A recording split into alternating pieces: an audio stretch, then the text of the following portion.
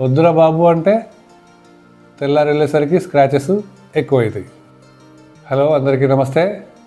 నేను ఒక చిన్న టాపిక్ గురించి డిస్కస్ చేద్దాం అనుకున్నా. నా లైఫ్లో జరిగిన ఎక్స్పీరియన్స్ మీతో షేర్ చేద్దాం అనుకున్నా.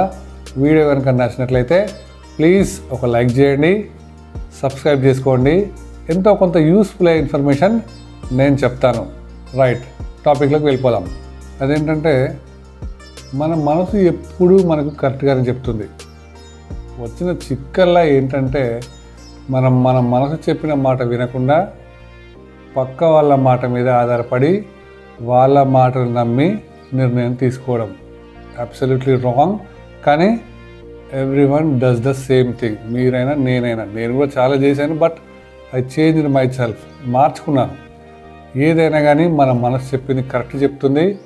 మనం తప్పనిసరిగా మన మనసు చెప్పింది వినాలని ఫిక్స్ అయినాను. ఎట్లా, ఇది మీకు ఒక చిన్న ఎగ్జాంపుల్తో చెప్తాను, వినండి. ఇన్ 2016 నేను ఒక కారు కొన్నాను, టాటా టియాగో. అప్పుడు రన్నింగ్ మోడల్, కొత్తగా లాంచ్ అయింది, మస్తు చాలా క్రేజ్ ఉంది, బాగుంది కారు. కొనేసిన 2022-23 వరకు, అరౌండ్ 5-6 ఇయర్స్ మిడ్వే అటు ఇటు కొంచెము బాగానే టూర్లు గీర్లు మంచిగానే తిరిగినారు, ఎంజాయ్ చేసాం. దానిలో 5 ఇయర్స్ దాటిన తర్వాత వీర్ అండ్ టియర్ స్టార్ట్ అవుతుంది కార్లో. సో అట్లనే ఎందుకు తీసేసి మళ్ళా కొత్త తీసుకుందామని ఆలోచన. లేదంటే నేను చేసే జాబ్ దృష్ట్యా ట్రాన్స్ఫర్స్ ఎక్కువగా ఉంటాయి. పోయిన ప్రతి చోటల్లా కార్ పార్కింగ్కు ఇల్లు రెంట్కి దొరకడం లేదు. సో కారు బయట పెట్టాల్సి వస్తుంది. సో బయట పెడితే ఎట్లుంటుందో మీ అందరికీ తెలిసిందే. పిల్లలు వాళ్ళ ఆటలు వాళ్ళు ఆడుకుంటూ ఉంటారు, మనం ఎవరిని ఏమనలేము. వాళ్ళ ఇష్టం, వాళ్ళు కూడా ఆడుకోవాలి. వాళ్ళు ఆడినప్పుడు మన కార్కి స్క్రాచెస్, రాళ్ళు రప్పలతో తాకియడం, బాల్తో కొట్టడము ఇట్లాంటివి జరుగుతూ ఉంటాయి.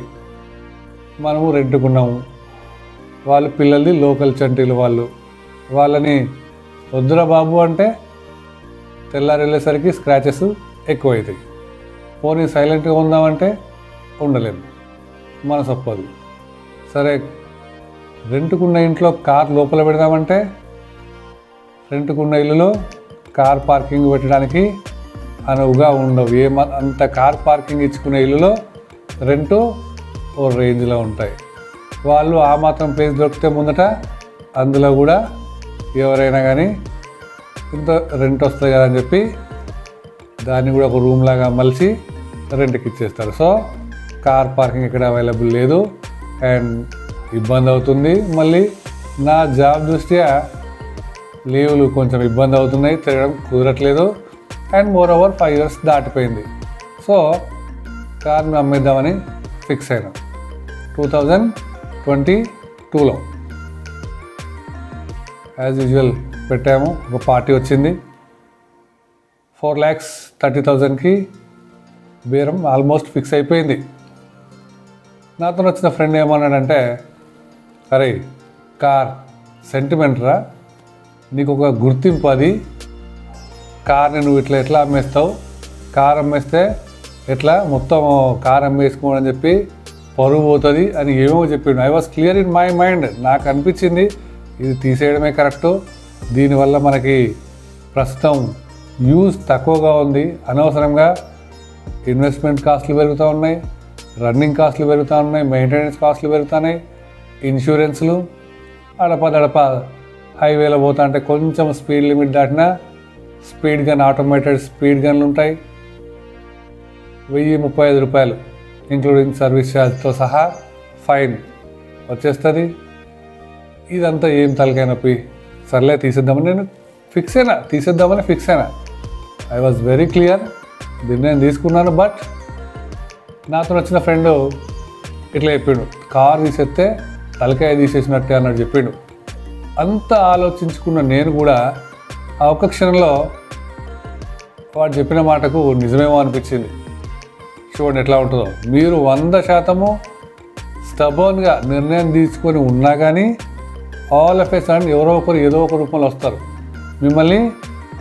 సరే, వాళ్ళ ఉద్దేశం మంచిదే అయి ఉండొచ్చు, తీసేస్తే ఎట్లా అట్లని చెప్పింది ఉండవచ్చు, కానీ మన మనసు చెప్పింది వాళ్ళు చెప్పిన దానికన్నా కరెక్ట్ ఉంటుంది. అది వాళ్ళకి వచ్చి అనిపించిన అభిప్రాయం అంతే. వాళ్ళకి కారు ఉంటే ఒక స్టేటసు, ఒక రెస్పెక్టు, గుర్తింపు అని. మరి వాళ్ళకి కారు లేదు, బట్ ఆయనకు అట్లా అనిపించింది, చెప్పినాడు. నేను ఆ మాట విని నిజమేమో అనుకొని డీల్ క్యాన్సిల్ చేసుకొని ఇంటికి వచ్చినాం.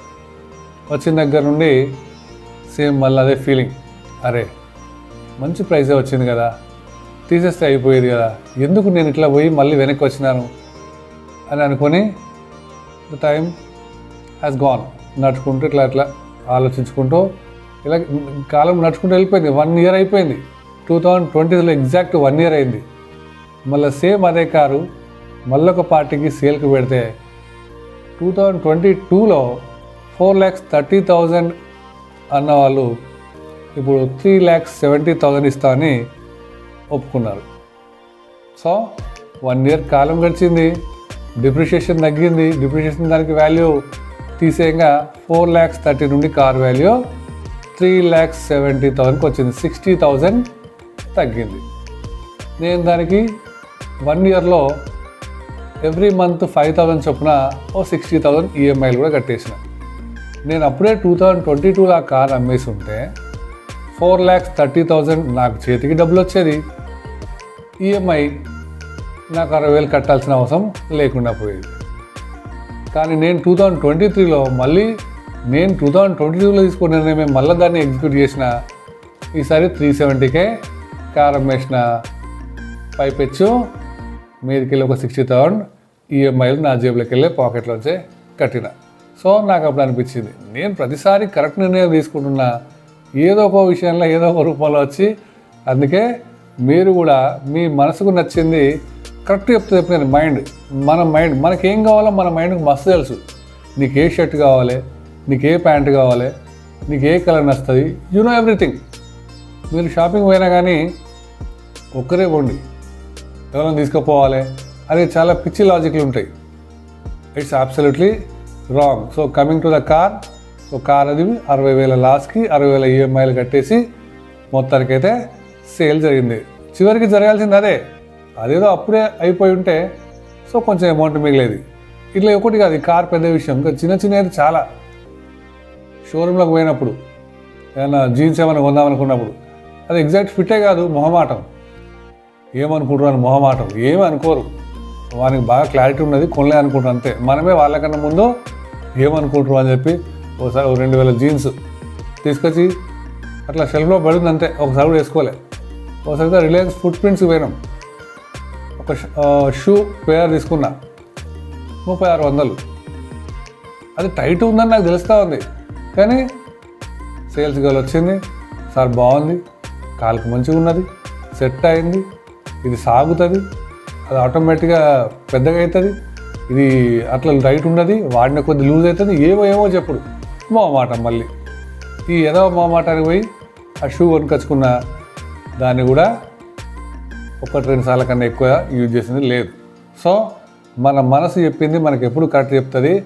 మీరు కూడా షాపింగ్ పోయినప్పుడు కానీ ఈ ఫ్రెండ్ని ఆ ఫ్రెండ్ని, అమ్మాయిలు కానీ అబ్బాయిలు కానీ ఎవరిని తీసుకుపోకండి. మీకు ఒకటి నచ్చుతుంది, వాళ్ళు ఇంకోటి కొనమంటారు. మరి వాళ్ళ ఉద్దేశం మంచి వచ్చేటో మీకు నచ్చిన షర్ట్కు 500 ఉంటే వాళ్ళకు నచ్చిన షర్ట్కు 1000 రూపాయలు కొనిపిస్తారు మీతో. ఎందుకు? వాళ్ళ మనసులో ఏముందో యూ నెవర్ నో. నీతో ఎక్కువ డబ్బులు ఖర్చు పెట్టియాలనో, లేకపోతే చెత్త షర్ట్ చెత్త క్వాలిటీ తెలిసి కూడా కొనిపించే వాళ్ళు ఉంటారు కొంతమంది. అందరినీ అనట్లేదు. సో అందుకనే 500 రూపీస్ తక్కువ రేట్ అని చెప్పి మనది మంచిది కాదని కాదు, వాళ్ళు 1000 రూపీస్ కొనమని చెప్పి అది గొప్పదని కాదు. ఒక్కరే పోండి, సైలెంట్గా గప్చుగా పోండి, కొనుక్కోండి, వేసుకోండి, ఓడిచిపోతాయి గంతే. ఇంకా కొన్నామా దాన్ని వేసుకున్నామా గంతే. దాని గురించి ఎక్కువ డిస్కషన్, నో క్వశ్చన్స్ ఆస్క్డ్. ఇక దాని గురించి ఆలోచన చేసి 10 షాపులు తిరిగి ఒకడు మీకు నచ్చితే వాడు కొనియాడు, వాడు నచ్చింది మీకు నచ్చదు. ఒక డే వేస్ట్, టైం వేస్ట్, మళ్ళీ చివరికి ఏదో ఒక మెస్లో మిగిలిపోతారు. మీకు నచ్చింది కొనుక్కున్నా ఇది మంచి లేదు రాదే అని వాడు ఒక కామెంట్. ఓకే, వాడి నచ్చింది మీరు కొన్నారా, అది మీకు నచ్చలే కాబట్టి వేసుకున్నప్పుడల్లా, లేకపోతే ప్రతిసారి అరే నాకు నచ్చని కొనుక్కున్నా, ఇది అనవసరంగా కొనుక్కున్నా అని అదొక ఫీలింగ్. ఎందుకు ఇవన్నీ? సో అందుకనే ఎటుపోయినా ఒక్కరే పోండి, ఒకరే కొనుక్కోండి. నో చెప్పడం నేర్చుకోండి, మొహమాటాన్ని వదిలేయండి, మీ మనసు చెప్పిన మాట వినండి. Okay, thank you. వీడియోకి ఒక ప్లీజ్ లైక్ చేయండి, మన ఛానల్ని సబ్స్క్రైబ్ చేసుకోండి. Thank you very much.